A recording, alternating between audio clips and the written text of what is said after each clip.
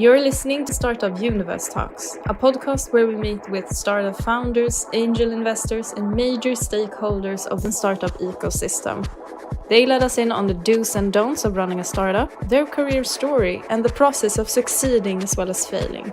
In other words, everything of interest to startup nerds.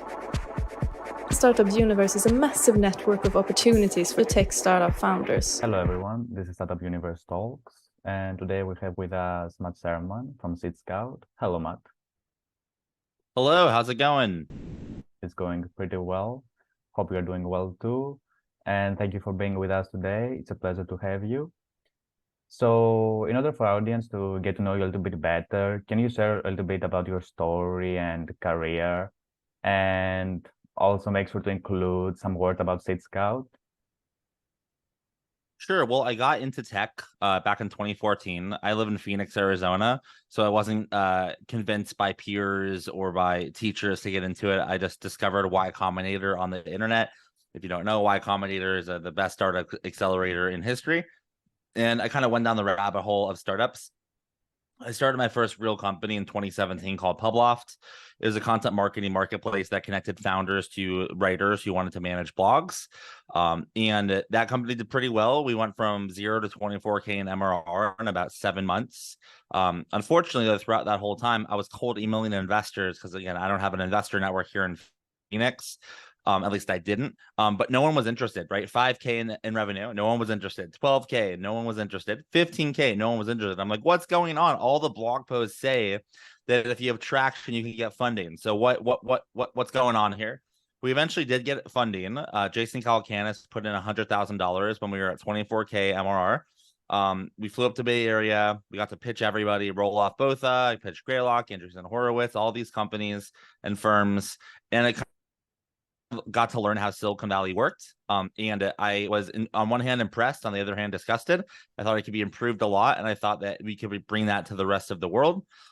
So that company that got funded eventually failed due to co-founder conflict, but I couldn't forget these problems and these things that I saw in Silicon Valley. So I immediately decided, once that company failed, decided to start a new project at the time to help outsiders raise capital, and it's evolved a lot since then.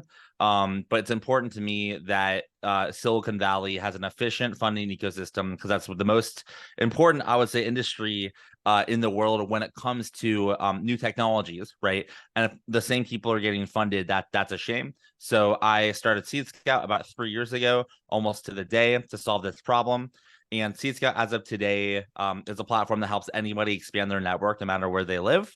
So they can live, in New York, in Phoenix, in South America, wherever. And they can sign up. They can request intros to other investors and founders and job seekers on Seedscout and expand their network without spending that much time to do so. We facilitated directly about $4.5 million of capital through intros on the platform, and indirectly much more than that. And we are really just getting started. So that's a little bit about me. Oh, that's great, and plenty interesting things. Especially with your first venture. So a quick question. How did you reach out to Calacanis, or was he the one that reached out to you? So I actually have a good blog post on this. So I pursued Jason for about 1.5 years. So he's an investor, one of the first investors I've heard of in startups, because of his podcast, This Week in Startups. So when I started Publoft, I started emailing him, asking him to invest, and it was, he didn't reply immediately, but eventually we got in this cadence where he's like, put me on your monthly updates, and I'll stay tuned. So I put him on my monthly updates. As the company grew, he got more interested. In addition, I kind of hacked my way into being a guest on his podcast twice on a guest feature. So I'm actually the first call-in guest on the history of This Week in Startups. That was me. I got a video of it. It's pretty funny. Wow. So I called him once, called in again, and then I also pitched him live at launch scale, which I got access to. And after hitting him on all these angles, he eventually gave in and invested and kind of gave us a shot. Oh, that's dope. And the reason that you couldn't fundraise while in Phoenix, do you think was because the investors were hesitant to invest, or maybe there wasn't a large pool of investors in the area in general? Well, Phoenix has a really poor investor community. I'm not gonna lie. We maybe have under 10 active early stage, meaning pre-seed and seed investors here, maybe 15. And none of them are that risk averse. They want to back people that are proven with a lot of traction, things like that. So I immediately just started emailing investors that I kind of heard of in the Bay Area. And the reason we couldn't raise money is because although the PR machine of venture capital tells you that you need to get traction to raise capital, in reality, you don't need traction. You need relationships. But I didn't have those. So I was listening to what the megaphone put out. I was getting more and more traction, thinking that would do the trick. In reality, the whole time, if I wanted to raise capital, I should have even stopped building the company and fly up to the Bay Area and build the relationships. But no one told me that, and no one tells outsiders that fact until years into their journey. Oh, that's good to know, and it's a pretty interesting fact. So let me get back to Seedscout.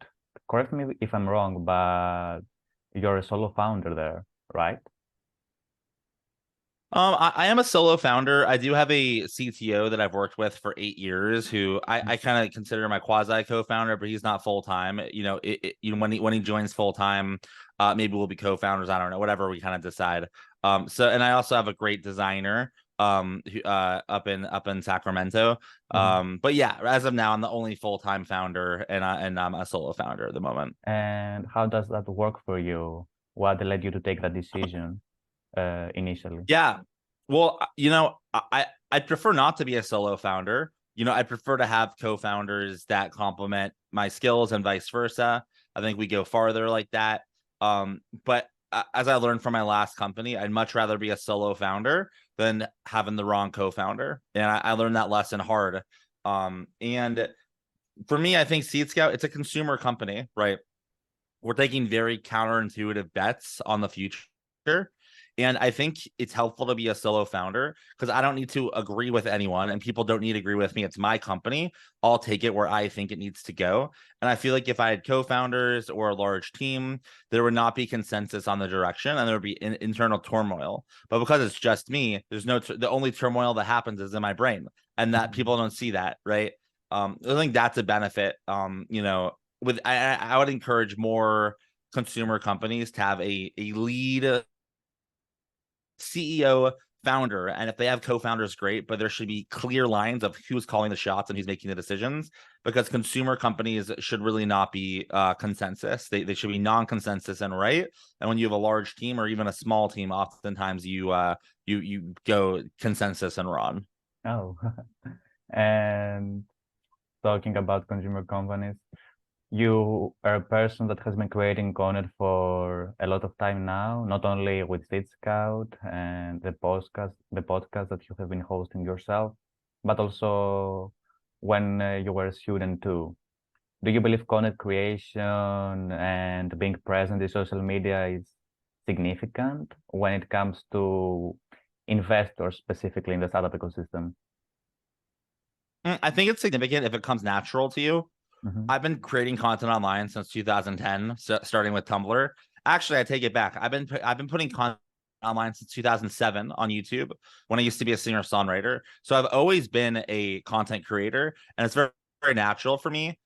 It takes zero work, zero creative energy. It's just in my blood. So because of that's an asset that I have, and then it works out for me because people see my content and they see that it's authentic. They see that I have some level of intelligence, and then they want to learn more. They reach out, etc. I think where people get stuck is when it's not natural to them, but they try to put out content anyways. They just look like they don't like that like they're playing that smart of a game. So I would say it's only a good idea if you're good at it, or you can enjoy it, even more importantly than being good at it. If you don't enjoy putting out content, but you do it because you think that's what investors want, you're gonna lose. Only put out content if you love doing it. If you don't love doing it, do something else. Lots of truth hidden in what you say. Are there any issues though that you have faced because of your really great involvement with social media, or it only has benefits? Yeah, I'm a very polarizing person. Lots of investors, at least I feel this way, and maybe I'm wrong, but at least when we first got started, I think a lot of people don't want Seedscout to succeed, because if it succeeds, it really changes the venture capital ecosystem. Exactly. And I'm very vocal about this. I'm vocal about the issues in venture capital. I'm vocal about the solutions. And I think people, you know, I have 11,000 followers on Twitter, and I had under 1,000 before I started Seedscout. That's 10,000 people that have followed me for the sole purpose of this mission and vision, and that's a lot of people, right? And I think a lot of my competitors or people in the same position as me, I, you know, don't have as much influence as I have on the internet because they either don't want to step on toes, they want to keep doors open, but I don't care. I'm from Phoenix. I don't have access by default. So what do I have to lose? Literally nothing. I don't have access to these people anyways. And I don't even know if I want access to them. After knowing what I know now, maybe I don't want access. I just want to blow it all up without being in the ship that gets sunk, you know? And that's kind of, I think that's like an interesting way to think about it, which means I don't necessarily care about the downsides of what happens from my, you know, very straight up posts because, you know, I have nothing to lose. I find it great, your passion and holding onto your values and building something to have an impact. What I would like to ask you is, do you believe that the change in the venture capital model will come only through Seedscout, or personally you think that Seedscout has to work with other players to achieve that? Yeah, you know, this is just maybe the founder gene to me, but I don't think another soul on the face of the earth is any capability of solving the venture capital issue. Because one, what is the issue, right? A lot of people say they want to solve the problem so they can start their own fund and then invest by solve the problem by being a better investor. This is very beta energy, right? Nothing wrong with starting a fund, but if you think you doing all this stuff to start a fund that's going to solve the venture capital problem because you're going to build the next Andreessen Horowitz and you're going to invest in a different way, it's very beta. Okay, so that's the first thing. Anyone that wants to solve the problem by starting a fund is by default, in my opinion, doesn't mean it's right, but it's just my opinion, is not actually going to solve the problem. Then you got the next level of people that want to solve the problem but don't want to burn bridges, right? They want to solve the problem. And by the way, the problem is the wrong people are getting funded. The problem is that you can have a background of Harvard, Stanford, you could work at Stripe, but you have no idea how to build, and you can raise $5 million on a napkin when you got total builders in Kansas City, in Brazil, in Israel, whatever, that can't raise a dime, even though they deserve based on what they built to raise more. That's the problem. Okay. So the second level of people trying to solve this don't want to necessarily step on people's toes, which means they don't have the cultural impact that is necessary to solve the problem, right? This is not a technology problem. This is a people problem. People decide who to give access to other people, right? People decide who to invest in. So there's a class of companies that are building technology tools to democratize VC, and these aren't going to solve it either. Then you have the last component, right? You have the last types of company, which is capital arbitrage. Yeah, can you hear me? Yes, I can hear you now. Cool. Then you have the last category, which is social capital arbitrage, which this is the only model that's going to allow for a change in the venture capital industry. And what this means is collecting social capital in your entity and then lending that social capital out to other people that need that, to then they can borrow that social capital and do what they need to do, and then they give it back to you by winning. And the only companies that have done that so far have been ones that have raised way too much money, because anyone in that position is a super insider. They're blind to the own problem. So then the last thing I'll say is then you got me, this random dude from Phoenix that's interviewed 1,000 founders on his podcast, that's gone backed by the luminaries like Jason Calacanis and Eric Ries, who actually is in this middle ground where I'm an outsider enough to understand the problem, but an insider enough to do something about it. And I just don't believe that there's going to be that many other people in the world that are in that position ever again. And maybe that's an egotistical thing to say, but I think I can say it because we still have the problems, right? And why hasn't it been solved in the last 30 years? I don't know. So why not me, right? That's kind of how I think about it. That's a great vision, to be honest. And also, we are keen, as Startup Universe also ourselves, we're keen on helping those talented people in developing economies emerge and build something truly viable. Back to Seedscout and some advice that we could give to the founders watching us? You have interacted with many investors, you have fundraised yourself, you have been an advisor in startups. Can you tell us where investors decide to put their money in, and advise the founders watching us? And maybe I presume you might want to split it, where regular standard venture capital funds that angel investors put their money in versus where you would put your money in as Mat and Seedscout. Sure. So I would say right now, most investors are putting their money. Well, there's two categories, right? There's investors that invest on founder prowess and interestingness. Those investors invest in, like, I guess you could call it like objective investment opportunities. Okay. The former, this is mostly angels, some VCs. If they meet a really interesting founder that gets them excited, or a founding team, regardless of background, they cut a check, right? And this doesn't matter the sector, it doesn't matter the location. Generally, there's a class of investor that will invest in an individual if they're compelled by the vision, right? The second category of investing is investors that kind of, for lack of a better word, check the boxes. So they're like, oh, co-founder check, technical co-founder check, oh, over 10,000 MRR check. This check. Okay, we'll take a look. Now that is, like, I would say the 80-90% of investors. And I think the best investors in general are a blend, right? Like, look, like, is Andreessen Horowitz, like, actually, I take that back. Is, like, Sequoia going to look at a founder that they don't really have that much data on and invest $7 million into their company, without there being a good chance that, like, a 10+% chance that it returns the fund? No, which means they need to check some boxes, but it's also a gut feeling too. But I find the best investors do that, right? They do the check the boxes, and it's the gut feel. And in relation to what I invest in, I mean, I don't, first of all, I don't invest. I'm like, don't have money. Although I have a following on social media, like I haven't, the only money I've invested is on Republic, like $100 at a time, which, hasn't yielded anything, obviously. But if I had money, I mean, I would invest in the complete and total opposite of what everyone else is investing in. I'm not even kidding. I know this from my podcast, right? I've interviewed 1,000 founders. I've seen a lot of people. I've seen a lot of data. And, like, right now, the time is everyone's investing in AI. No, the time to invest in AI is 2016 when OpenAI was raising their round, or a few years ago with Midjourney, right? It's not the time to invest in AI. You missed the boat. Good job, right? You might get some returns, but if you're looking for alpha returns, it's too late. So what's the next paradigm, right? I think there's something super interesting going on with these, like, the Apple Vision Pro, the kind of the AI agent stuff. I think there's interesting things there. I don't know exactly what's going on there, but a lot of people are also interested in that. So for me, I'm looking for founders who are working on obscure things that seem extremely competent, where the market is unknown. It could be big, it could be small, right? Because I believe that founders increase the market size. So obviously you can tell I don't have a super robust, like, investment thesis, because, like, I don't invest myself.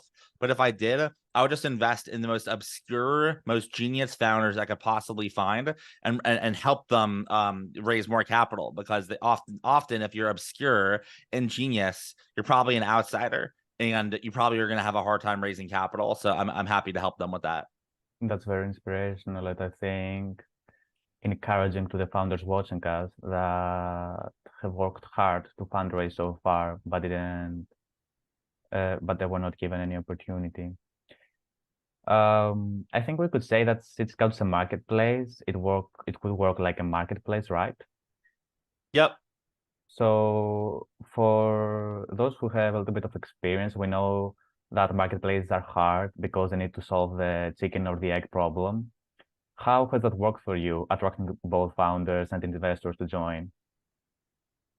I mean, it's pretty obvious good. I mean, that founders want investors and investors want great companies, but I presume that there must be difficulties when starting out. So I mean, it's obviously hard. It's a marketplace, right? But we have cracked the chicken and egg problem. We have about 800 investors that have joined, about 900 founders. So it's about even, which is great.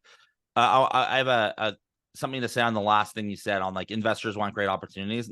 I don't know. I think investors want opportunities that other investors are interested in, right? I think that's, like, what investors look for. So I think when founders join, if they're attractive to investors, they've already raised some capital, they may find some success on Seedscout.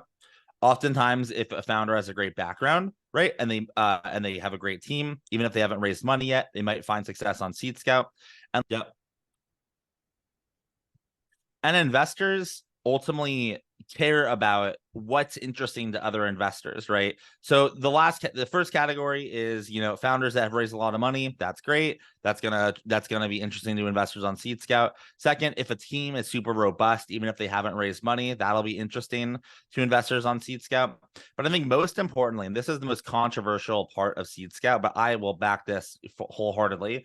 If you have nothing, right? If you have a product, an opportunity that is not interesting to investors, you think you're Steve Jobs and you just want to raise $1 trillion, oftentimes founders will sign up for Seedscout and nothing will happen, right? They won't get a single intro. They'll find no success. And they'll be like, Matt, like your product is broken. Why am I not raising money? And sometimes it's a hard conversation. I'm like, well, the average customer gets this many intros. You're getting none. What do you think that means? And there's a conversation to have sometimes on training a founder. It's like, maybe you're not the hot shit that you think you are, and that's okay. You can be hot in your brain, but that needs to like match reality, right? And if it's not matching reality, how do we get you there? And that's where coachability comes in. So oftentimes I see founders that sometimes fail to attract investors on Seedscout simply because they don't have a good opportunity yet. They don't know how to talk about it, and that's always an opportunity for growth for them. That's great. And but for yourself at Seedscout, how did you crack the problem of the chicken or the egg? How did you approach it initially? Yeah, I mean, people just joined. I mean, like, because of my content online, investors just join, and founders. It's just, I guess this is a benefit of putting out content. People know Seedscout, they know the brand because I'm putting out content all the time on it. We have case studies that we have some notable companies that we helped raise capital that drove interest, right? I mean, sometimes I run outbound campaigns to get more investors. That drives interest. So I mean, we never really had this problem. We always had because I started Seedscout after about my, I don't know, 300th interview, 400th interview on my podcast. So that we always had a network of investors and founders. The last thing I'll say there is, I mean, before I started Seedscout, I was still making introductions to investors all the time. So it was very easy to onboard. Hey, I'm doing Seedscout now. Do you want to join? Yeah, you want to thank me for all the intros I made for you in the last year? Great, join Seedscout. That was another tactic I did as well. Oh, that's great. You have said many times and tweeted about it that you're a big believer and evangelist of your local startup ecosystem in Phoenix, Arizona. Have you ever thought about moving to a major tech hub like Silicon Valley and staying there for lots of time? I've definitely thought about moving to different tech hubs. Silicon Valley, yes. New York, yes. Miami, yes. But the main reason I'm still in Phoenix is twofold. I would have actually been out of Phoenix like 9 years ago for college, but I actually had a health issue that kept me here. So cool. So that kept me here. I was like, great, I'll leave after college. And then I left to Colorado for a few months to explore various things, some health related, brought me back to Phoenix. And then a few months later, met my then girlfriend, now wife. So we met, and then we were thinking about moving, and maybe one day we'll move, maybe we won't. But I've kind of at this point have perspective on there's a lot more to life than startups and economics, right? And I think 8 years ago, I thought the only thing that mattered for my life and my career was living in SF or living in New York. But let me be honest, I think I wouldn't be as happy or even fulfilled living in these hubs, right? There's so much noise going on there. You're just a cog in a machine versus Phoenix, although it can be frustrating often. I'm probably one of the biggest fish in town when it comes to startups. Now, am I the wealthiest? Absolutely not. But social capital precedes capital, right? And I'm aware of that. And I have a lot of social capital here and in and around the country. So I think that being able to influence Phoenix and build Phoenix is really exciting. And will we move at some point? Maybe. Maybe we'll move to New York. Maybe we'll move to Denver or San Francisco. There's also we don't move, but that's for the future to decide. I couldn't tell you where we'll be in a decade. That's an interesting approach. Are you keen on seeing Phoenix developing even more and trying to become one of those hubs? Yeah, the only way Phoenix is going to become one of those hubs is if we get a $1 billion company that gets built here that is owned by investors based here, employees based here, and founders based here. Because at that point, what happens is the company exits, people get rich, and they redistribute that wealth into more startups. Ideally, maybe we'll like help train people on that, right? But right now, we got all these people running around, including myself, trying to build a startup community, and it's for nothing. Right? Because the moment we get an Uber, all of that activity doesn't matter. We have an Uber, we have money, we have wealth, we have power, we have influence, right? Let's do something with that. So I think, I'd love Seedscout to be that company. There's other companies that are on a track to be that company. Ideally, it's multiple companies. But yeah, Phoenix will get there, but will not get there by the will of a community organizer. It'll get there by a will of a founder. Just so happens that I'm both. That's great. That's also something that we're trying to solve with Startup Universe, to help founders outside of those major tech hubs who don't live on those major capital cities have the same opportunities with those living in the heart of entrepreneurship in Silicon Valley. What's your goal and purpose in life? I don't really have one. I hear like I don't really think about things like that. Like I think my purpose right now, my goal right now professionally is I would love to help expand, I would love to build the access economy, right? I would love to build this thing where every industry has a very clear social graph on who has access to who or who could have access to who, and kind of like allows you to get access to different people you wouldn't have had gotten the chance to otherwise, right? So that's like what I'm doing now. Is that my purpose in life? No, because like when I'm 50 or 60, I might be a venture capitalist, and then my purpose might be to help the next great whoever founders build billion-dollar companies. And then when I'm 80, maybe it's I want to be the biggest philanthropist, right? So I don't have a purpose in life, but I want to be a great, husband and a great dad and a great builder and a great community member and a great family member. So, my mom and dad and sister, so I think I have like goals, but like I don't have like a purpose guiding my whole life. I have a purpose guiding professionally in the next 10 years, but I mean, a life is a very long time. I think that being great and kind and very respected by the other people around you is a purpose of itself in life. So Totally. that's great. And last but not least, any new things we can expect from you and Seedscout? I have been observing a few meetups organized lately. Yeah, I mean, new things. Not really. We're just kind of building the network. We're facilitating introductions. We're building more software. We do some things that I would say are 6 to 12 months away. That'll be interesting, but it's a little early to talk about those. If anyone listening to this is in Phoenix, like we do meetups every month. So that's coming up. I'm turning 30 next week, so I'm doing a big old meetup for that. That's exciting. Yeah. But no, I mean, I'll be honest, the 2021 and 2022 and 2020 was a kind of a crazy year. We raised 400 grand. That's more money than I've ever raised. We spent it. I mean, I'd say the outcome of that 400 grand is a lot. We did a lot, but it was a little while, right? We spent it on things that I'm not used to spending money on. So kind of, and as I would say, like every day was exciting. There's something to do, etc. To these days, I would say it's like a little more boring. It's not a bad thing, right? It's a little more consistent. It's a little more predictable.